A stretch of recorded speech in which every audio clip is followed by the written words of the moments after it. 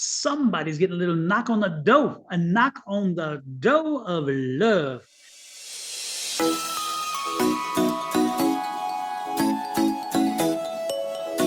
Hello, Taurus. You found the place to be. Should you have Taurus anywhere in your sign? Because we are Bonnie Morris and Don Rivera with Cards and Constellations. We're the combination of astrology and tarot on the internet. With that said, let's get started with the constellations themselves, and that's astrology. That's Bonnie's department. What you got there, Bonnie? Well, we're going to start out with the moon, and I'm going to let you know that voids 4 times.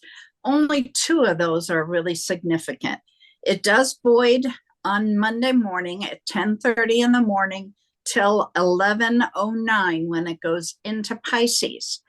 I want to remind you all times that I do give are Mountain Standard Times for Arizona. Then on Wednesday, it will go void at 2:33 in the afternoon until 4:08 p.m. And then it will move into Aries. On Friday, only for a couple minutes, it's hardly worth mentioning. And then Sunday evening from 6:50 p.m. until 8 o'clock p.m. And then it moves into the sign of Gemini. Now, on Wednesday this week, the 18th, we have the last quarter moon in Pisces.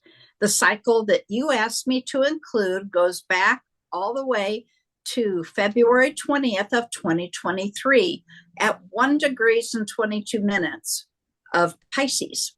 When you set those intentions, so check back in your journals and see what it was that you put, the seeds that you planted that are now completed. The first quarter was on December 19th of 2023 at 27 degrees of Pisces. And that's when you did all the hard work in the building, working on the project, getting it to where you wanted it. Then we have the full moon, September 17th at 2024, 25 degrees of Pisces. And that's when everything was illuminated. You looked, made changes, and then you pivoted away. This week, we have the last quarter, and that's where you turn away, appreciate what it is you've accomplished, and wait for the next new moon, which is Wednesday, the 25th of June. Now, just for Taurus, you're feeling good. Your planet Venus is in your sign, Taurus. I'm working together with the moon. It means you're very much in touch with your feelings, and you're finding conversations surrounding money. You may take some action on those conversations. Family and home is at the center of your focus. You'll find a lot of productive energy and also willpower. On midweek, you'll find yourself expressing emotions to the people you love most. This week may be a lucky one for money. But with money comes responsibility. Watch your emotions at the end of the week. You could find yourself a little moody, going from one extreme to the other, so be cautious. Saturday and Sunday are both easy days. There aren't a lot of changes. There might be one thing that pops up on Sunday that you might not be expecting. Don, what do you have with the tarot? Let's see what Taurus has hidden in tarot here. Let's see what we have. Spirit, tell us, what do we have for Taurus? All right, Taurus, we got a jumper. The Lover's card. The Lover's card popped out. Before we get to that, because that is your specific energy, Taurus, let's get to the bottom of the deck. The bottom of the deck is the overall energy of your reading this week, and that's the Hermit card. This card, when the Hermit card comes out, the Hermit card is about your path. It's about the way in which you're moving through your life and where your life is leading you. Because again, your path, when you're on your path, you're going through your life lessons and your destiny. So this is about being on your path. And it seems to me that this week, somebody's getting a little knock on the door, a knock on the door of love. So when this comes out, again, the cool part, it's alignment, but it's an alignment with your path. Because this can be an alignment card as well, but I do see this one actually as a lover's card. So if you are in a relationship now, then you need to reinvigorate the relationship. You need to fire it up. You need to get some energy back into the relationship and get it back on its healthy path because it's been ignored for a while. However, if you are not in a relationship, then this is a week where one is going to be walking your way and it's going to be coming to visit upon you. So be open and aware. Now, let me be very clear about this. Be cautious. Be cautious when I say that. And now you're jumping up and you ran to the shower and you're going to get a shower and put on some nice clothes and go out and run into the first person and say, hi, my name is, can we have a relationship? Yeah, no, that's not the way this is. Okay. What this is the energy is there. The opportunity will present itself.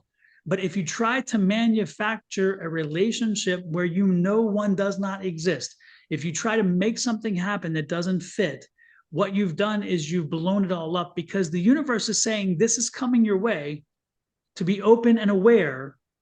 But again, if you try to make something fit that doesn't fit, then you close out because you're working so hard on that you close out the proper opportunity.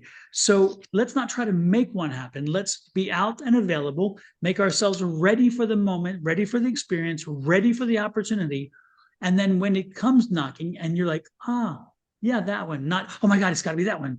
Very different. Again, don't make it happen. Let it happen upon you because this is what the universe is saying. They are helping you do this. And this person is going to be aligned with you. So if you're looking for somebody who is not Mr. right now, or not Mrs. right now, or not Mrs. right, then this is the one because this one is going to be a long-term situation, not a short-term. But if you're looking for wham, bam, thank you, ma'am, or thank you, sir, this isn't the relationship energy. This is relationship energy. That is Mr. I need something right now. So again, please make sure you understand the difference because this is really high quality, good relationship stuff. And again, I'm not somebody who gets into a lot of the relationship readings, but so when it comes out from me, you better know it's real because I don't always do it. I like this too. Look at this. And it's a union in the end. See this? Hello. I just told you it's a strong energy because it aligns with you. Look at this. This is the 10.